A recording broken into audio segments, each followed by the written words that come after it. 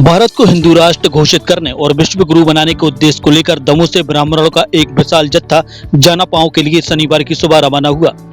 यह जत्था दमोह से जानापांव के बीच पड़ने वाले समस्त धार्मिक स्थलों पर पूजा अर्चना करते हुए पहुंचेगा।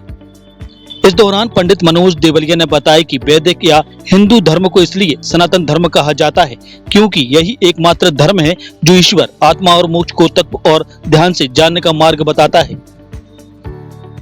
इसलिए प्रदेश सरकार से आग्रह है कि सनातन बोर्ड का गठन करे, विभिन्न संस्कृत विद्यालय में शिक्षकों के रिक्त पदों की पूर्ति करे, गुरुकुल की स्थापना हो और ईडब्ल्यूएस की वैधता अवधि बढ़ाने के लिए विशेष कदम उठाए।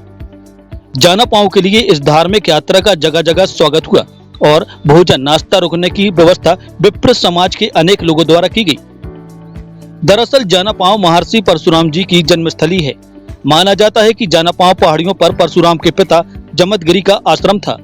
कहा जाता है कि यहाँ से 12 नदियां निकलती हैं, जिनमें चंबल, सरस्वती और नखरी शामिल है। जानापांव पहाड़ियों से निकलने वाली नदियां करीब 740 किलोमीटर बहकर यमुना और नर्मदा नदी में मिलती हैं। जानापांव पहाड़ियों पर भगवान श्री परशुराम मंदिर है।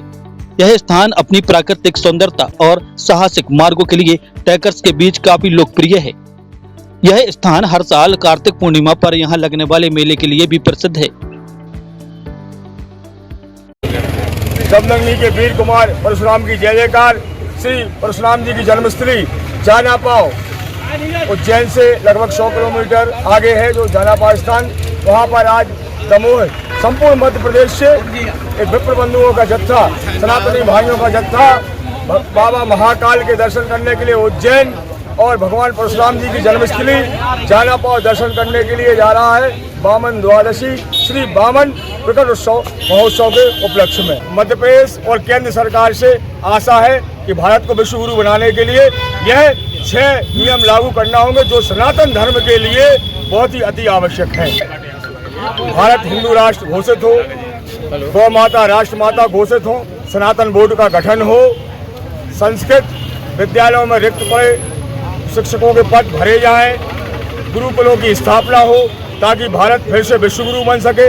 ईडब्ल्यूएस की वैधता जब तक उसका लाभ ना मिले तब तक लागू की। मध्य प्रदेश और केंद्र सरकार से आशा है कि भारत को विश्वगुरु बनाने के लिए यह 6 नियम लागू करना होंगे जो सनातन धर्म के लिए बहुत ही अति आवश्यक है।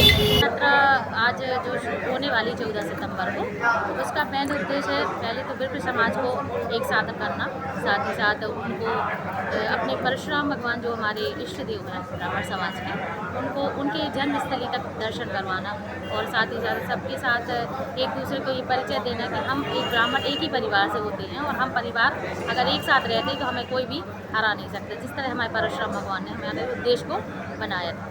और आज हमारे साथ बहुत सारी महिलाएं भी हमारे साथ यात्रा में शामिल हो रही हैं और इस यात्रा में कई सारे जिलों और संभागों से भी महिलाएं आ रही हैं। जानापांव हम लोगों के लिए पृथ्वी में ही स्वर्ग है, जहां हमारे आराध्य ब्राह्मण कुलभूषण भगवान भृगवंशी मुकुट परशुराम भगवान का जन्म हुआ।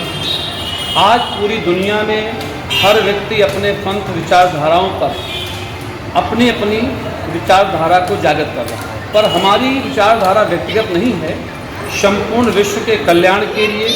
जानापांव में भगवान का जो जन्म है मानपुर में, तो वो एक सामान्य पुरुष नहीं थे, अवतारों में भी श्रेष्ठ अवतार थे, क्योंकि भगवान परशुराम जी ने व्यक्तिगत हित के लिए कुछ नहीं किया, संपूर्ण विश्व के कल्याण के लिए, अधर्मियों का मान मर्दन के लिए।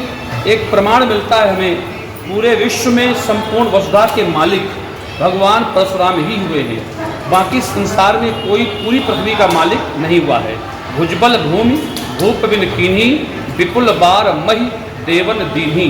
अपने बाहुबल से अत्याचारियों का अंत करके संपूर्ण भारत भूमि को, संपूर्ण विश्व की भूमि को अपने अधीन कर लिया, परंतु भोग नहीं किया।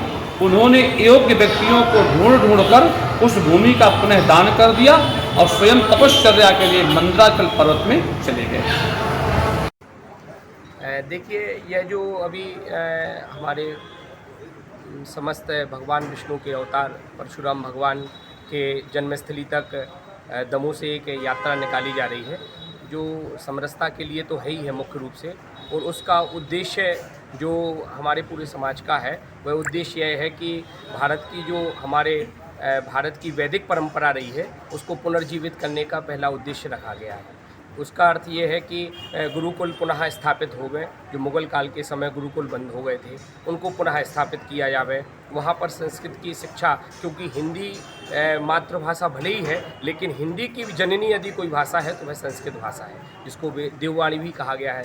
तो संस्कृत एक ऐसी भाषा है कि जिसको भले ही कोई समझ पाए या ना समझ पाए, यदि संस्कृत भाषा का उच्चारण मात्र होवे तो उसको उच्चारण मात्र से उसके भाव से लोग समझ जाते हैं कि यह है। तो जिसको मातृभाषा हमारी हिंदी भले ही है लेकिन उसकी जननी जो संस्कृत है तो उसके वह लुप्त ना हो पावे, तो इसलिए संस्कृत के पदों को जो रिक्त हैं और उनको और पद अधिक से अधिक पद बनाए जाए, जिसमें समाज के लोगों को जो विद्वतजन हैं, जो संस्कृत के व्याख्याता हैं, उनको पुनः उस पर स्थापित किया जावे।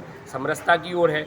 ब्राह्मणों ने सदैव आदिगुरु शंकराचार्य ने धर्म की स्थापना की। धर्म की स्थापना के साथ साथ में पूरे चारों पीठों को स्थापित करके एक धर्म ध्वज की पताका गड़ाई थी।